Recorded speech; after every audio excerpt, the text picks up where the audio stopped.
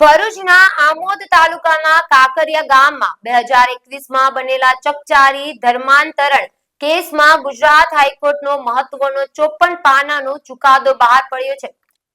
કોર્ટે સ્પષ્ટ કહ્યું છે કે આ કેસ માત્ર એક ગામ કે વ્યક્તિના ધર્માંતરણનો મુદ્દો નથી, પરંતુ રાષ્ટ્રીય સુરક્ષા અને સામાજિક એકતા સામે મોટું અને ખતરનાક ષડયંત્ર છે।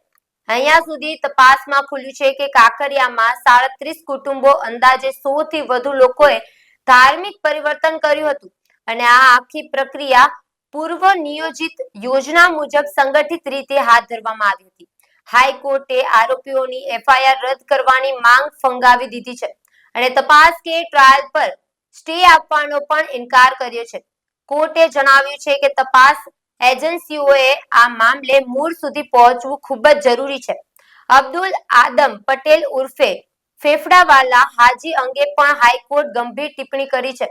કોર્ટના જણાવ્યા અનુસાર આ આરોપી એફઆઈઆર પહેલા 25 વખત વિદેશથી ભારત આવ્યો હતો, પણ ત્યારબાદ એક પણ વાર પરત ફર્યો નથી।